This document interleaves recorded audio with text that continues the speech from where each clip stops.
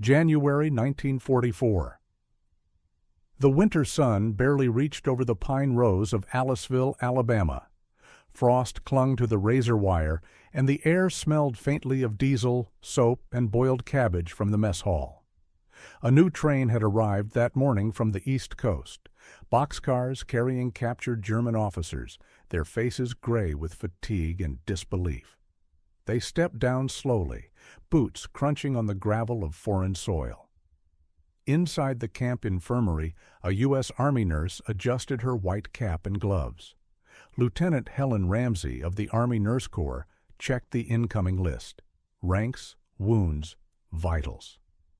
When the first officer entered, his field coat still bearing the Africa Corps patch, he stiffened instinctively. He expected hostility, perhaps revenge. Instead, she saluted, not as an ally, but as a professional, and motioned to the cot. "Sit down." "Please," she said evenly. "You're in medical custody now." That single act, routine, procedural, devoid of hate, startled him more than capture itself. And it was happening in camps across America. Because this was how the United States chose to fight a moral war. By 1942, the tide of the Second World War had turned enough for the Allies to face a logistical problem few had anticipated: what to do with tens of thousands of captured Axis soldiers. North Africa was the first great test. The surrender of General Erwin Rommel's Africa Corps at Tunis in May 1943 left Britain with more prisoners than it could house. The Royal Navy convoys crossing the Atlantic began carrying not only food and tanks westward, but men, defeated soldiers shipped to a continent they had once imagined subduing. When the first transport trains pulled into U.S. depots that summer, American towns were stunned by the sight of uniformed Germans stepping down under guard. They came in convoys of boxcars and converted coaches, flanked by military police with carbines at the ready.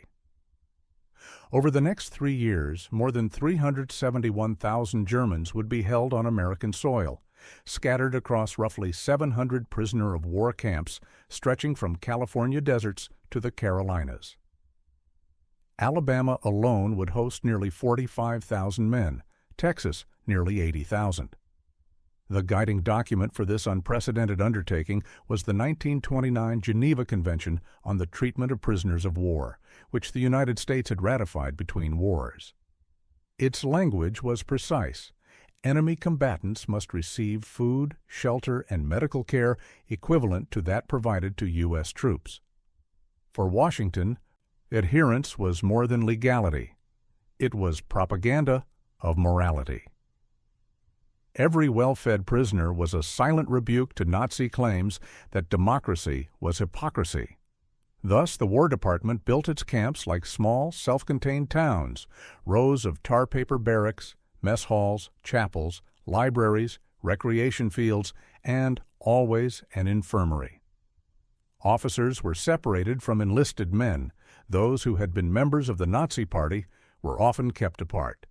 Work programs sent able-bodied prisoners into fields or sawmills under civilian supervision, their wages deposited in camp canteens to be spent on cigarettes, soap, or stationery.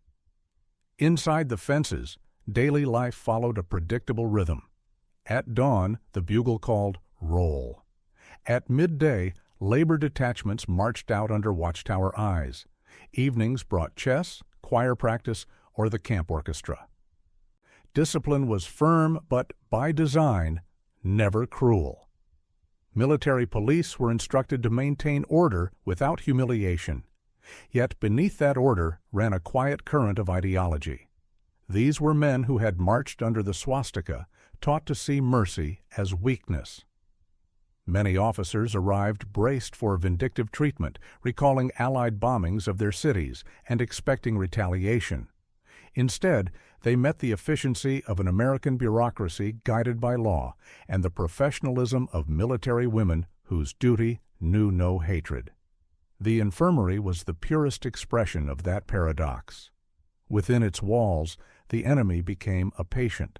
Nurses in crisp fatigues logged each arrival, cleaned wounds, administered sulfa powder, and issued vaccinations identical to those given to U.S. soldiers. The Geneva Convention mandated equal medical priority, and the Army Medical Department enforced it with rigorous precision. Records were kept in triplicate. Inspections by neutral Swiss delegates verified compliance. That humanitarian facade, however, demanded immense coordination. Every region required trained personnel to sustain thousands of prisoners. Doctors were scarce, nurses scarcer. The Army Nurse Corps, barely 7,000 strong in 1941, expanded tenfold in 4 years. Its officers were commissioned, wore rank insignia, and operated under strict protocol. Most were young, college-educated, and newly accustomed to command. Many would find themselves responsible for treating not fellow Americans, but captured Germans shipped in from overseas hospitals. Back home, civilians adjusted uneasily to the idea that enemy soldiers were living behind fences only miles away. Editorials questioned the fairness of giving them decent food, while ration coupons tightened American dinner tables. But military leadership held firm, treating prisoners well protected American captives in Europe, and it reinforced an image of moral superiority that Washington wanted the world to see when victory finally came. From the Pacific Northwest to the Gulf Coast, that policy took shape in wood, wire, and white hospital tents. Camps like Aliceville, Alabama, and Hearne, Texas, became models of humane efficiency. Beneath the flags and floodlights, the daily routines blurred the line between punishment and procedure. And it was within these routines, inside sterile wards smelling of carbolic and canvas, that the most striking encounters occurred. Encounters where the discipline of a nurse's salute could disarm an ideology built on contempt. When the war erupted across continents, American women answered a call few had ever imagined. By 1944, the Army Nurse Corps numbered over 59,000 officers, trained professionals who served everywhere from muddy field tents in Normandy to antiseptic wards in Kansas and Alabama. They wore khaki or olive drab uniforms, held commissions, and followed the same chain of command as male officers. Their mission, however, had no weapon: preserve life, regardless of uniform color. Training drilled both efficiency and composure. Instructors at Fort Des Moines or Camp Rucker repeated the Code of Geneva obligations until it became reflex. "You treat the wound, not the flag," one instructor famously told recruits. And so, when German casualties began arriving from Atlantic convoys and European evacuation hospitals, these nurses did precisely that. One of the first to face the test was the 168th Station Hospital in England in mid-1944. After D-Day, it received waves of wounded, British, American, and German.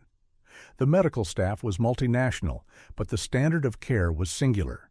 Nurses logged enemy patients with meticulous handwriting. Schmidt, Karl. Shrapnel, left thigh. Pulse, 84. There was no note of ideology, only anatomy. Reports from the period describe German officers lying in clean beds under the same sterile sheets as Allied soldiers, tended by American women who checked their temperatures, replaced bandages, and addressed them by rank.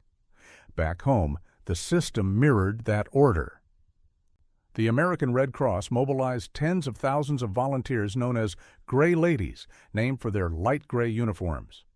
These were mostly older women, teachers, nurses, secretaries, who worked without pay in military hospitals. Their duties were quiet but profound: reading letters aloud to bedridden patients, writing replies, serving coffee, or simply listening. Many of their patients were German POWs, recovering in guarded hospital wings. Survivors later recalled the dissonance: captured officers, indoctrinated since adolescence with visions of American degeneracy, stunned to find middle-aged women addressing them politely, offering magazines and cigarettes, ensuring they could write home through Red Cross channels. It was, to them, a moral shock. At Camp Hearne, Texas, a sprawling facility north of Houston, German officers organized choirs, theater troupes, and even art classes. A POW newspaper, printed under American supervision, recorded medical updates and entertainment schedules. The camp hospital ran with military precision. Nurses maintained the same protocols for diet, bed rest, and medication as they would for any U.S. serviceman. Their presence carried authority, rank on their shoulders, confidence in their tone. In Aliceville, Alabama, the hospital stood at the center of the compound. Long white wards, screened windows, floors scrubbed daily. Wounded prisoners from North Africa arrived with malaria, ulcers, or desert injuries. They were deloused, washed, and treated. Some arrived defiant, refusing to speak English. Weeks later, they were writing thank you notes in careful script. But not every encounter was harmonious. Reports show that fraternization rules tightened as months passed. Friendly conversation could be mistaken for sympathy. A nurse caught accepting a handmade gift risked disciplinary action. Commanders feared the optics of kindness as much as its absence. Compassion had to be balanced against control. Despite that tension, the system endured because it was efficient. Morale among POWs remained high, escapes were few, and outbreaks of violence were rare. American officers credited this to consistent treatment, firm discipline without cruelty, care without condescension. The presence of professional women amplified that equilibrium. Their calm authority diffused resentment more effectively than barbed wire ever could. Even far from the front, their work carried the pulse of war. Letters from nurses described nights interrupted by ambulance convoys, days spent changing dressings in stifling heat, and evenings writing reports under dim bulbs. Yet few complained. They measured success not in medals, but in the steady beat of recovery. An enemy soldier stabilized, a fever broken, another name checked off the chart. By 1945, the pattern had become routine across hundreds of camps. Behind each statistic stood a human contradiction. German prisoners tended by American women, some of whom had brothers still fighting in Europe, others mourning those already lost. Compassion had become policy, and policy had become habit. That habit, of discipline, of duty, of restrained mercy, was the quiet strength beneath the American war machine, and it would soon reveal unexpected dimensions, ethical, cultural, even racial, as the human angles of this story deepened beyond rules and routines. The legal and ethical framework. At the heart of America's treatment of enemy prisoners was not sentimentality, but law. The 1929 Geneva Convention laid down precise standards. Prisoners must receive food, shelter, and medical care equal to that of the captor's own soldiers.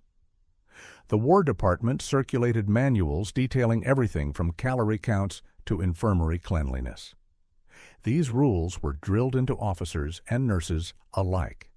They were not acts of charity. They were orders. Yet the ethical weight ran deeper than obligation. To the Army Nurse Corps, the convention was more than paperwork. It was an oath. Each act of care reaffirmed a principle that even amid total war, civilization depended on restraint. When an American nurse addressed a German captain as "Sir," she wasn't honoring the man. She was honoring the code that separated her from him. That distinction mattered profoundly in a century defined by industrial slaughter. In practice, this legal scaffolding transformed hospital wards into small moral sanctuaries. Here, the wounded enemy lay under fluorescent light, stripped of insignia but not of dignity. Regulations dictated that POWs be treated without adverse distinction of race, nationality, religious belief, or political opinion. For many nurses, that clause became a daily meditation, a reminder that professionalism could itself be a quiet form of patriotism. And for the German officers who expected vengeance, that professionalism struck with unexpected force. The medical and operational discipline war medicine was the most unforgiving branch of logistics. Supplies, triage, sanitation, all had to flow like machinery. When German prisoners arrived by truck or hospital train, they were integrated into that machinery seamlessly. The Army Medical Department oversaw a system that mirrored combat zones: registration, isolation, surgery, recovery. Nurses became the linchpins between paperwork and flesh. At facilities like Camp Shanks, New York, and Aliceville, Alabama, routine replaced ideology. Wounds were assessed by severity, not allegiance. A fractured femur demanded traction. A fever demanded quinine. Nurses rotated between Allied and Axis wards with the same precision. Gauze changed every 4 hours. Medication logged to the minute. The neutrality of procedure created an equilibrium even the guards respected. Mortality rates told the story. Among German POWs treated in U.S. hospitals, deaths from injury or illness were astonishingly low, less than 1%. It was not luck, it was system. Each successful recovery reinforced an image of America that propaganda could never build, a nation both powerful and principled. Behind the efficiency, though, lay quiet exhaustion. Many nurses worked 18-hour shifts under strict discipline. They saluted every officer, logged every syringe, and faced the paradox of nurturing men who had once advanced under a flag that sought their subjugation. To remain emotionally neutral required immense inner control, a discipline equal to any soldiers on the front. The home front labor connection. Beyond the hospital fences stretched a different battlefield, the economic front. By 1944, America's agricultural workforce was depleted by conscription. German prisoners filled that void. Under strict supervision, they harvested cotton in Texas, cut timber in Oregon, and picked fruit in California. They were paid token wages, used to buy toiletries or stationery from camp canteens. For local civilians, the sight was surreal. Columns of enemy soldiers bent over American fields under the sun. Yet the arrangement was pragmatic. Farmers needed labor. The military needed discipline, maintained through purpose. Work reduced idleness, curbed escape attempts, and, according to commanders, restored morale. Occasionally, German prisoners interacted with civilians, often through necessity, sometimes through curiosity. Many were surprised by their treatment outside the wire, respectful, businesslike, even cordial. The women who supervised kitchen details or laundry crews often enforced rules with quiet authority rather than aggression. Over time, these encounters eroded stereotypes on both sides. Newspapers occasionally printed reports of farmers sending Christmas parcels to their German laborers or of towns holding concerts attended by POW choirs. The War Department tolerated such gestures cautiously, fearing public backlash, but they reflected something deeper, a society confident enough to temper victory with humanity. Each field, each ward, each routine exchange between guard, nurse, and prisoner became part of a larger national performance, one that projected order, justice, and mercy all at once. And yet, beneath that calm surface, new tensions were forming, racial, cultural, and moral questions that the Geneva Convention could not fully answer. For as the war pressed on, compassion itself began to reveal its own hierarchies. The racial paradox. Few contradictions of the Second World War were as stark as this one. Black American nurses, serving in segregated units, were ordered to care for captured Nazi soldiers who had once championed racial purity. By late 1944, manpower shortages compelled the U.S. Army to assign African American nurses to prisoner-of-war hospitals across the South and Southwest.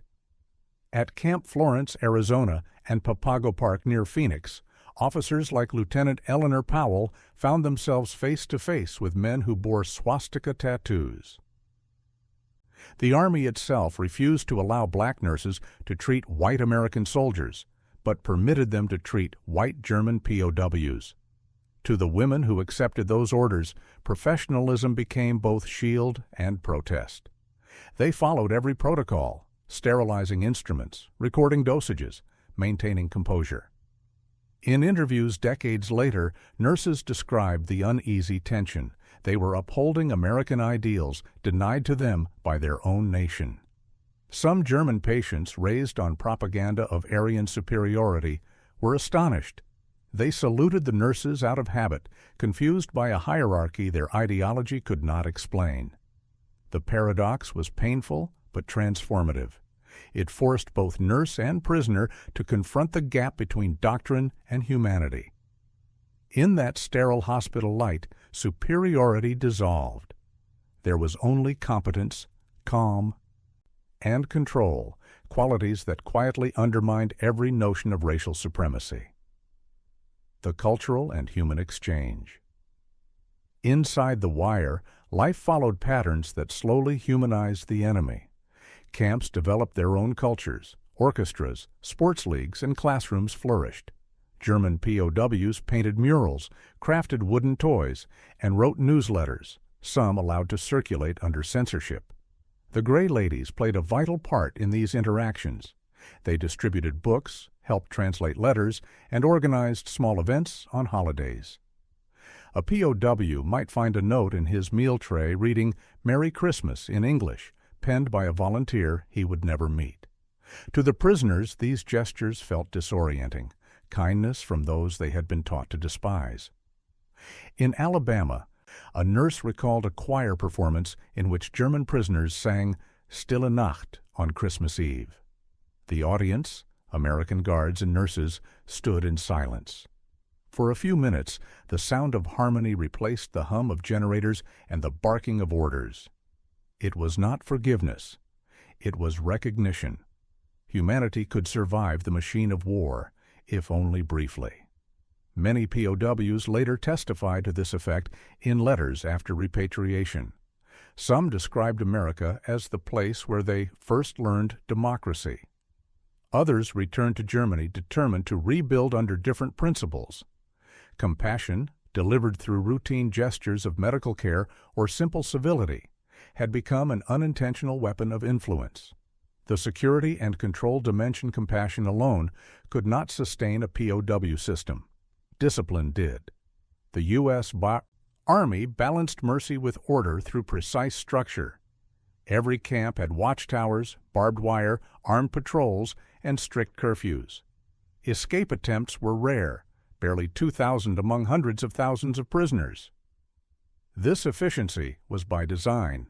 The War Department learned quickly that humane treatment reduced defiance. Prisoners with clean beds and predictable routines rarely rebelled. Medical wards, though governed by empathy, operated under military rigidity. Visiting hours fixed, supplies counted, guards stationed at each door. The women who worked within this system carried dual authority. Their gentleness did not erase command. It enforced it. A nurse's clipboard and calm voice often achieved what a rifle could not: compliance. Soldiers understood rank, and these women wore it.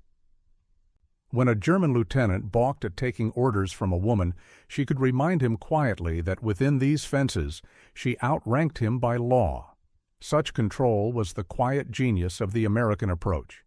It proved that discipline could coexist with decency. The line between compassion and authority was razor thin, but those who walked it did so with unflinching steadiness. By early 1945, that equilibrium, law, medicine, morality, control, had crystallized into a model envied even by Britain. Yet as Europe collapsed and new waves of prisoners arrived, the system would face its most revealing test. The war was ending, but its moral challenges were only beginning. By the summer of 1944, victory in Europe seemed visible on the horizon, but it brought with it a new crisis of logistics. German POWs were arriving in such numbers that the American system, so proud of its order, began to strain.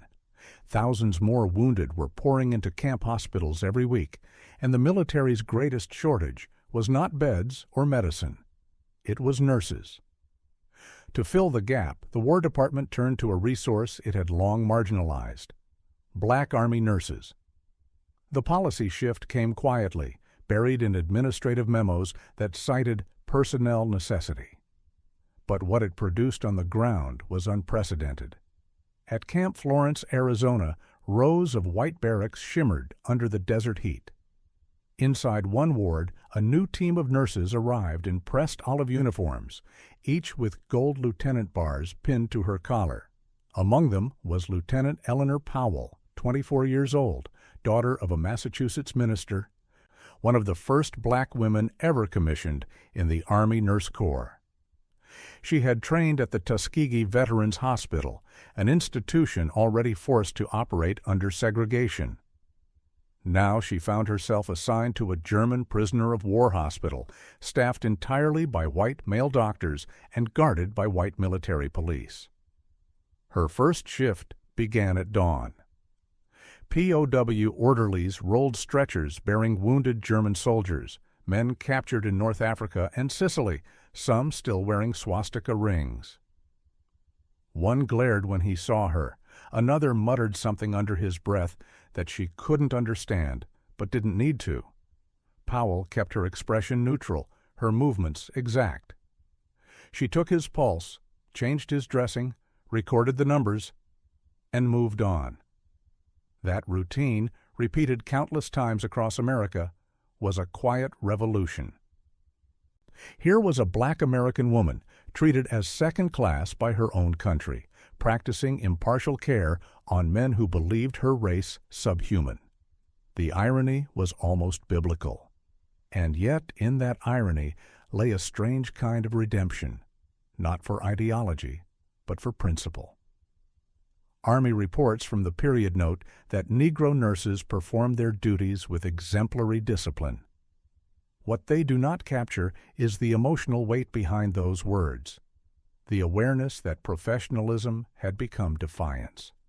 For every bandage wrapped and every wound cleaned, these nurses were proving a truth that Nazi racial science could never compute, that authority and compassion were not the property of any color. At Papago Park, just outside Phoenix, similar scenes unfolded. The camp had become famous for its massive 1944 escape attempt, 25 German officers tunneling beneath the desert floor only to be recaptured within weeks. But inside its hospital, a quieter drama was taking place. Black nurses tended to prisoners who saluted them out of confusion, not respect. Some refused treatment at first, others, over time, softened. One prisoner, a former Luftwaffe mechanic, later wrote that he could not reconcile his ideology with what he witnessed. "They treated me as if I were human," he confessed in a post-war letter. The turning point of this story is not a battle or a treaty. It is a psychological one. Compassion, disciplined and professional, dismantled the logic of hate more effectively than any interrogation. Every neutral act, the steady hand adjusting a bandage, the calm tone giving medication, became a small act of resistance against both fascism abroad and prejudice at home. These women were soldiers of a different kind.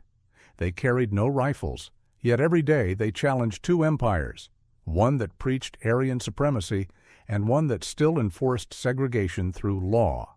Even the War Department's own inspection officers began to take notice. Reports from the Medical Corps described improved patient morale and reduced disciplinary incidents in POW wards staffed by black nurses. The same documents, in careful bureaucratic prose, warned of potential public sensitivity to such assignments in southern states. Proof that the American conscience was as divided as its enemies had been. And yet, through it all, the nurses continued their work. Quiet, steady, relentless. They saluted their superiors, treated their patients, and kept the records immaculate. They did not protest because their professionalism was protest.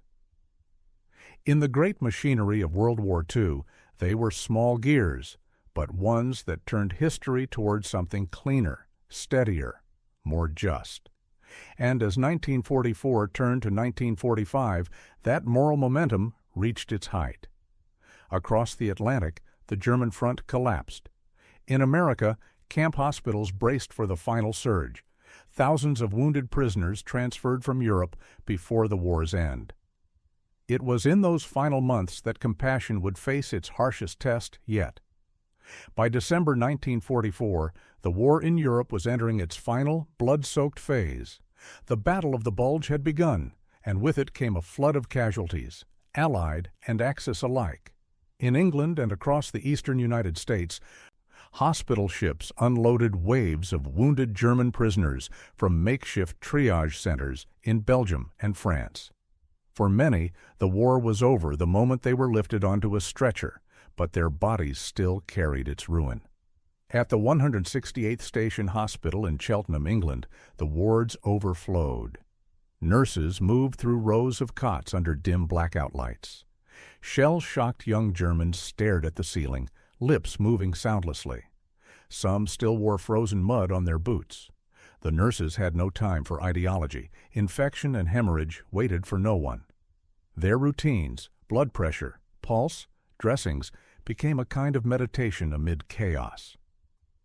Across the ocean, in stateside camps like Aliceville, Herne, and Camp McCain, the atmosphere was taut with transition. Everyone knew the war was nearing its end. The guards, the administrators, even the prisoners sensed it. Yet the machinery of care kept turning. Trucks arrived daily from ports with new casualties, men burned, frostbitten, or emaciated from field capture. Inside those hospitals, discipline held firm. The nurses, many only in their 20s, had learned to suppress emotion. Compassion was not a choice. It was procedure. They spoke little, their voices even, their movements deliberate. When a German officer refused food in protest of defeat, an American nurse logged it clinically, checked his pulse, and left water by his bed. Hours later, hunger overrode pride. He drank. In those sterile spaces, the moral theater of the war reached its most poignant scene. The prisoners had once marched under banners promising a 1,000-year Reich. Now they lay weak and shivering, tended by women from the nation that had destroyed it. Yet what humbled them was not defeat, it was dignity. The nurses did not mock or gloat. They recorded temperatures, issued painkillers, replaced bandages, and moved on to the next patient. One nurse later wrote in her diary, "They come in broken and expect hatred. We give them gauze and silence. Sometimes that silence speaks louder than victory." At Papago Park, the same paradox unfolded. The escaped officers who had tunneled into the desert earlier that year were now back in custody, many suffering dehydration and exposure. When they were brought into the infirmary, they braced for punishment. Instead, they were met by the same black nurses they had ignored months earlier, Lieutenants Eleanor Powell and Aileen Coleman, checking vitals, replacing IVs, and recording data as if nothing had changed. The prisoners' confusion was palpable. One attempted a clumsy apology in English. Powell acknowledged it with a nod and continued her work. Outside the camps, public sentiment grew restless. Newspapers questioned why enemy soldiers were still being fed, while American families rationed sugar and meat. Congress received letters demanding harsher measures. But within the camps, the opposite was true. The system had never been more humane. The War Department understood the stakes. As Allied troops liberated concentration camps across Europe, the contrast between Nazi brutality and American order became central to post-war messaging. The way America treated its prisoners had become a form of diplomacy, a prelude to peace. The nurses, without knowing it, were now performing on history's stage. Every dressing they changed, every word they withheld, contributed to a portrait of discipline that the U.S. government would later highlight in films, newsreels, and policy briefings. The Geneva Convention's clauses were no longer abstract ideals. They were proof that democracy could wage total war without losing its soul. In April 1945, as Germany collapsed, the flow of prisoners slowed. Victory was near, but the nurses didn't celebrate. They still had wards full of men who coughed through the night, whose bodies reeked of gangrene and despair. When Germany finally surrendered on May 8, 1945, the camps didn't erupt in joy. Instead, there was an eerie quiet. POWs stood for roll call as usual, then returned to their chores. Many cried in private, others simply stared through the fences at a horizon they might never cross again. That night, in one hospital tent, Lieutenant Ramsey, one of the first nurses assigned to Aliceville, finished her shift and walked past the rows of sleeping prisoners. A German captain stirred and whispered in halting English, "You have no hate." She paused, adjusted his blanket, and replied softly, "No, just orders?" But she knew, and he did too, that those orders were what separated one world from another. The war had ended, but in that quiet ward, the real victory had already been won. When the guns finally fell silent in Europe, America faced the immense task of unwinding its wartime machinery. Among the last gears to slow were the prisoner of war camps. Across the nation, floodlights dimmed, watchtowers emptied, and the once constant rhythm of roll calls faded into routine paperwork. The war was over, but the prisoners remained. In total, the United States held more than 425,000 Axis captives, including over 370,000 Germans, in more than 600 camps, scattered from the deserts of Arizona to the forests of Wisconsin. The government now had to repatriate them, a process that would take nearly 2 years. Ships bound for Europe carried them home in waves between 1945 and 1946. Yet for many, home was now rubble. Bombed-out cities, divided borders, and uncertain futures awaited them. Reports from the War Department's Provost Marshal General's office describe the procedure in careful detail. Medical exams, inoculations, psychological screening, and final pay adjustments before departure. Nurses oversaw the medical clearance lines, ensuring every man was fit to travel. They worked silently, efficiently, as the prisoners filed past, men they had tended for months, sometimes years. For many German officers, those moments of farewell were unexpectedly emotional. Letters later collected by camp administrators contain words of gratitude that seemed impossible just years earlier. A major from Bremen wrote, "In your hospitals we found not vengeance, but fairness. We go home defeated, but not dishonored." Another prisoner thanked the nurses for teaching us that respect is stronger than force. Camps like Aliceville became temporary way stations of reconciliation. When repatriation began in earnest in 1946, the departing prisoners left behind neatly folded uniforms, sketches, poems, and handcrafted gifts, wooden boxes, painted portraits, small tokens carved from scrap lumber. The nurses were instructed not to keep such mementos officially, but many did, tucked away in drawers as quiet relics of a strange peace. Statistically, the experiment had been a success. Out of nearly 500,000 POWs, fewer than 3,000 escape attempts were recorded, and only a handful turned violent. Disease rates were low, morale remarkably stable. Inspectors from neutral Switzerland praised American compliance with Geneva standards, calling it exemplary in both humanity and efficiency. Yet beneath those clean reports lay deeper transformations. Many former prisoners carried their experiences into post-war Germany's reconstruction. Some applied to emigrate back to the United States, citing their treatment as the reason. Decades later, small delegations of ex-POWs returned to visit the towns where they had once been confined. They were welcomed, not as enemies, but as guests. For the nurses, the transition to peacetime was more complex.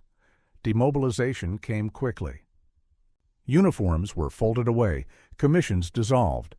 Some returned to civilian hospitals, others married, started families, or joined the Veterans Administration.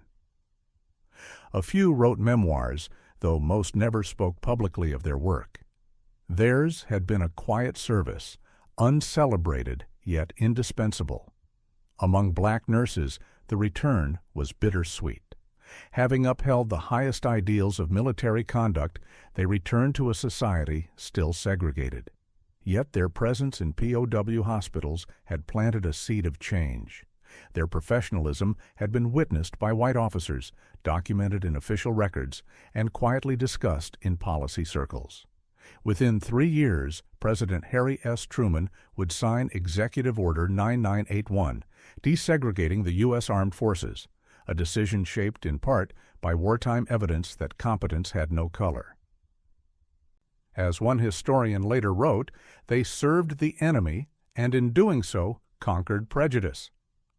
The war's end had revealed that compassion could be a form of power, a strategic, stabilizing force, as vital as any weapon. But the legacy of that power would continue to evolve, reshaping the moral landscape of a nation that had learned to fight hate, not only with arms, but with discipline and grace. And that legacy deepened even further in the post-war years, as the principles born in those POW wards began to echo through military policy, medical ethics, and the global conscience of warfare itself. When the last prisoner ships left American harbors in 1946, the story of the German POWs seemed finished, yet its moral echoes only grew louder in the years that followed. What had begun as logistical necessity became one of the quiet cornerstones of post-war ethics, a living demonstration that even in the most violent century, law and mercy could coexist. The United States used that record deliberately. In press briefings and post-war propaganda, the War Department contrasted the humane conditions of its POW camps with the horrors uncovered in Europe. Film reels distributed by the Office of War Information showed German prisoners playing soccer, receiving mail, or being treated in spotless hospital wards. Behind those images were real people, nurses, volunteers, and administrators who had refused to compromise the standards written in Geneva 17 years earlier. In 1949, the revised Geneva Conventions expanded those standards, adding clearer clauses for the protection and medical care of prisoners.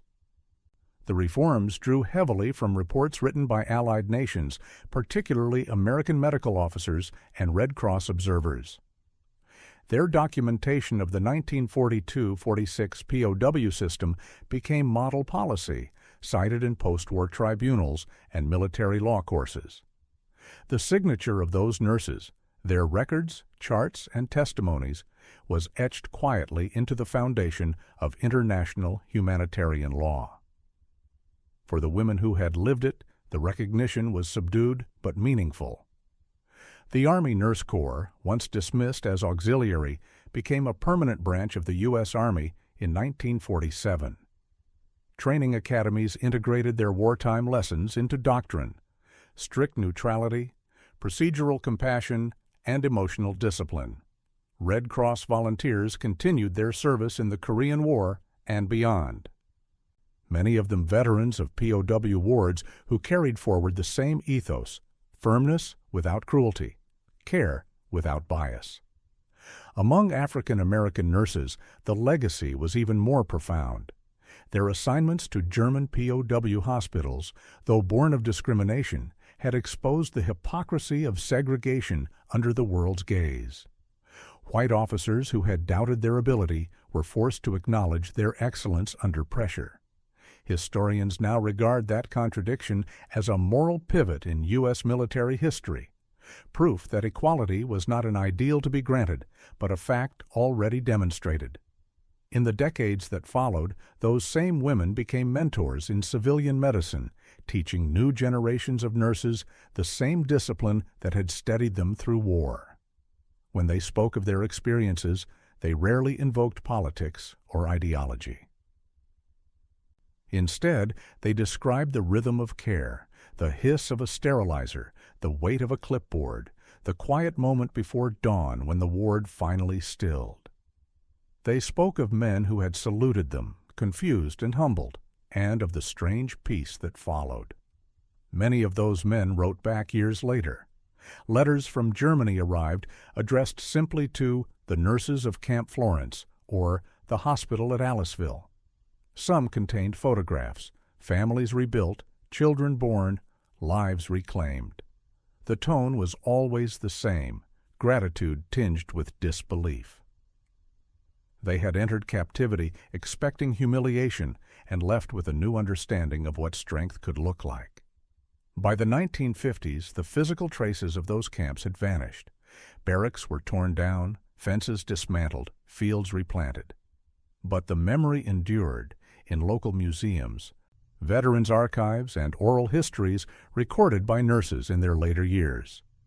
One former Red Cross volunteer summarized it best. "We fought by saving lives. Sometimes that is the hardest kind of war." The humane treatment of German prisoners did not erase the atrocities of the conflict, but it did provide a counterpoint, a proof that moral restraint could survive total war. It became a benchmark for future generations of soldiers, medics, and policymakers. In the end, it was not the size of the camps or the number of prisoners that defined this chapter of history. It was the quiet authority of those who refused to let hatred dictate their duty. And through their discipline, they left behind something rarer than victory: credibility, a belief that compassion, if protected by order, can outlast even the darkest of wars. History often remembers wars through explosions, conquests, and ruins. Yet sometimes the truest victories happen in silence, in the measured rhythm of a nurse's footsteps echoing through a dim corridor, in the steady hand that tends to an enemy's wound, in the refusal to let hatred define a generation. The German officers who arrived in America expecting vengeance found something far more disarming: procedure, not mercy born of softness, but compassion rooted in discipline. The American women who treated them, Army nurses, Red Cross volunteers, and the often forgotten black nurses of segregated units, did not heal them out of affection. They did it because the rules demanded decency, and because professionalism was their form of strength. That choice, to follow law, not fury, reverberated far beyond the wards of Aliceville or Camp Florence. It shaped how the world would measure civilization after the war. The Geneva Conventions were not rewritten in ivory towers. They were refined in the quiet acts of those who refused to abandon humanity, even when surrounded by its collapse. In those sterile hospital rooms where prisoners once saluted their captors with confusion and awe, the moral balance of the 20th century shifted by degrees. Compassion, stripped of sentimentality and bound by order, became a weapon more enduring than any bomb or gun. For the nurses who returned home, there were no parades, no medals. Their triumph was quieter, the knowledge that they had preserved the very principle the war was fought to defend, that human dignity is indivisible, even in defeat. And for the men who left those camps, scarred but alive, the lesson lingered. Many carried it back across the ocean, into the rebuilding of a nation once consumed by hatred. In the end, what shocked them most was not American power, it was American restraint.